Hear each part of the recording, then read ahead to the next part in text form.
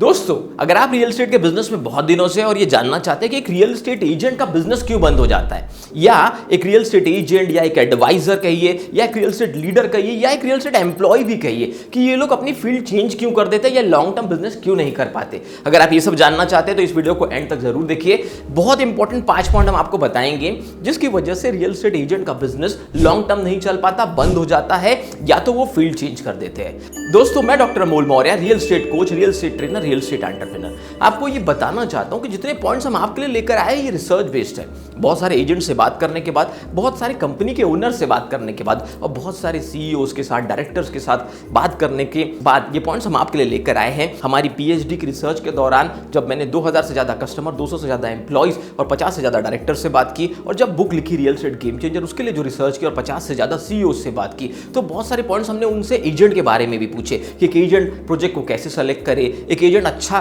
Career कैसे बना सकता है, या एक एजेंट के लिए आप क्या ओपिनियन देना चाहेंगे। बहुत सारे पॉइंट्स को मिलाकर कुछ इंपॉर्टेंट चीजें हम आपके लिए लेकर आए हैं। तो दोस्तों, सबसे पहला पॉइंट कि एक रियल एस्टेट एजेंट कैसे अपना बिजनेस बंद होने से बचा सकता है। लेकिन दोस्तों, उससे पहले मैं ये कहना चाहूंगा कि अगर अभी तक आपने चैनल को सब्सक्राइब करके बेल आइकन को हिट नहीं किया तो वो तुरंत कीजिए, ताकि एक भी इंपॉर्टेंट वीडियो, किसी सीईओ के इंटरव्यू का वीडियो, कोई भी वीडियो आपका मिस ना हो। आगे बढ़ते हैं। पहला point, lack of planning and discipline action. एक एजेंट का बिजनेस क्यों बंद हो जाता है? अगर उसकी कोई भी प्लानिंग नहीं होती अपने बिजनेस को लेकर, अगर वो अपने आप को सिर्फ एक फ्रीलांसर की तरह देखता है, अगर वो अपने आप को एक बिजनेसमैन की तरह नहीं देखता है, बहुत छोटा प्लानिंग करता है, लंबा नहीं सोचता है, लंबा करियर का प्लान नहीं करता है, इसकी वजह से फिर वो एक्शन भी रेगुलर बेसिस पे नहीं लेता, कंसिस्टेंट एक्शन नहीं लेता, डिसिप्लिन एक्शन नहीं लेता। दोस्तों, शॉर्ट टर्म प्लानिंग मतलब क्या? वो सिर्फ एक बुकिंग के बारे में सोचता है, वो ये सोचता है कि उसका खर्चा निकल जाए, वो उतना ही काम करता है। अगर आपको एक अच्छा एजेंट, एक अच्छा एडवाइजर या एक अच्छा रियल एस्टेट एम्प्लॉय बनना है तो आपको एक अच्छा प्लान करना पड़ेगा। एक लॉन्ग टर्म, 6 महीना, 1 साल, 2 साल में आप क्या अचीव करना चाहते हैं, 3 साल में आप क्या इस फील्ड से पाना चाहते हैं, और उसके हिसाब से अपनी एक्शंस को डिजाइन करना पड़ेगा। अगर आप ये नहीं करते हैं और आप बहुत शॉर्ट टर्म सोचते हैं तो आप बहुत ग्रो नहीं कर सकते रियल एस्टेट बिजनेस में, और फिर कभी कभी आपको लो सेल्फ कॉन्फिडेंस या कॉन्फिडेंस की लेवल बहुत कम हो जाना या बहुत सारे सेल्फ डाउट आना, ये सब प्रॉब्लम्स होने लगती है एक एजेंट के साथ, और वो धीरे धीरे बिजनेस को बंद कर देता है या फील्ड को चेंज कर लेता है।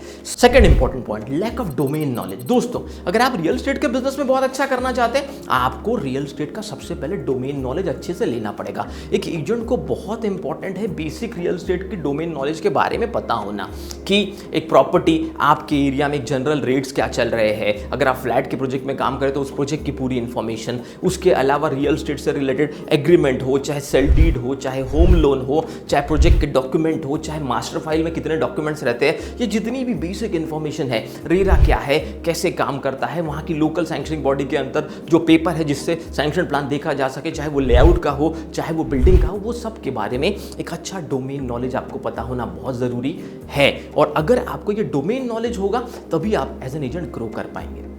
तीसरा कारण जिसकी वजह से एक एजेंट या एडवाइजर का बिजनेस बंद हो जाता है, वर्किंग ऑन रॉन्ग प्रोजेक्ट और प्रॉपर्टी। अगर आप एक बायर या सेलर का भी बाइंग सेलिंग का काम करते हैं, अगर आप एक ब्रोकर के जैसे भी काम कर रहे हैं और आपने कोई ऐसी प्रॉपर्टी प्रमोट कर दी जिसका आपको ही डिटेल नहीं हो, जिसके लीगल डॉक्यूमेंटेशन क्लियर नहीं हो, जिसके पेपर क्लियर नहीं हो, और ओनर जो प्रॉब्लम में फंसा है उस प्रॉब्लम से निकलने के लिए आपका यूज कर रहा हो, मतलब वो आपके थ्रू एक गलत प्रॉपर्टी मार्केट में बेचना चाहता हो क्योंकि फ्रंट फेस तो आप है, उस केस में दोस्तों बहुत प्रॉब्लम होती है। अगर आपने कोई रॉन्ग प्रॉपर्टी पे काम कर लिया, या अगर मैं थोड़े बड़े लेवल पे बात करूं कि आपने कोई रॉन्ग प्रोजेक्ट पे काम कर लिया, ऐसा प्रोजेक्ट जिसके बारे में आपको बहुत कुछ नहीं पता, आपने किसी पे ट्रस्ट किया, काम करना शुरू कर दिया, कोई रिसर्च नहीं की और आगे जाके वो प्रोजेक्ट बना ही नहीं। मान लीजिए कोई फ्लैट स्कीम है, 100 फ्लैट की, आपने कमिटमेंट किया था 2 साल में मिल जाएगा, किसी क्लाइंट को बेचा और 4 साल में भी नहीं मिला तो क्लाइंट आपसे पूछेगा। आपको ये सब समझना बहुत जरूरी है। बहुत प्रैक्टिकल बेसिस पे बहुत सारे पॉइंट्स हम आपके लिए लेकर आए हैं। और कभी कभी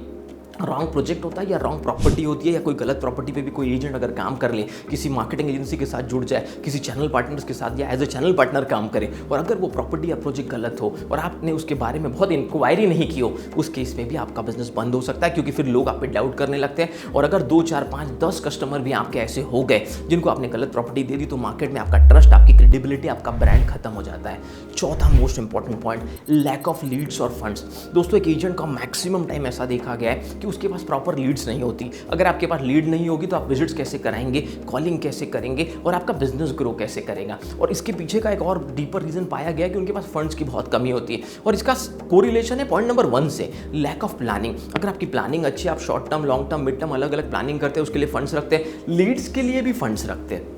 उस केस में आपको फ़ायदा क्या होता है कि जब आपके पास फंड्स होते हैं आप उसका प्रॉपर यूटिलाइजेशन कर सकते हैं, चाहे ऑफलाइन कीजिए चाहे ऑनलाइन कीजिए, किसी भी तरह से आप लीड जनरेट करके, जिस पे बहुत अच्छे वीडियोस बनाए हैं हमने कि एक ऑफलाइन लीड कैसे जनरेट करें, ऑनलाइन लीड कैसे जनरेट करें। तो रियल एस्टेट के बिजनेस में जब आप प्रॉपर फंड्स का यूटिलाइजेशन करते हैं, अच्छी लीड्स जनरेट करते हैं और उस लीड्स पे काम करते हैं तो ही तो बिजनेस बढ़ेगा। अगर आपके पास लैक ऑफ लीड्स, अगर लीड्स कम होगी, फंड्स कम होंगे, उस केस में एज एन एजेंट आपका बिजनेस बंद हो जाएगा, लॉन्ग टर्म नहीं चल पाएगा। पांचवा सबसे important point, the most important point, poor environment and surrounding. हाँ दोस्तों, आपने बहुत ठीक सुना, बुरा एनवायरनमेंट और सराउंडिंग में रहना। एक एजेंट अगर ऐसे एजेंट्स के साथ रहता है जिसने 5 साल, 3 साल, 10 साल से इस फील्ड में बहुत कुछ नहीं किया, कोई बहुत ग्रोथ नहीं की, कोई बहुत सक्सेस नहीं पाई, तो उसका भी माइंडसेट उनकी जैसा होने लगता है। जब तक आपकी अच्छी एनवायरनमेंट और अच्छी सराउंडिंग, जब तक सक्सेसफुल एजेंट्स के साथ आप नहीं रहते, जब तक सक्सेसफुल रियल एस्टेट एडवाइजर्स या एम्प्लॉयज के साथ आप नहीं रहते जिन्होंने पास्ट में बहुत अच्छा काम किया हो, अचीव किया हो, तब तक आपका पर्सनल ग्रोथ नहीं हो सकता। आपका एनवायरनमेंट और सराउंडिंग बहुत इंपॉर्टेंट रोल प्ले करता है।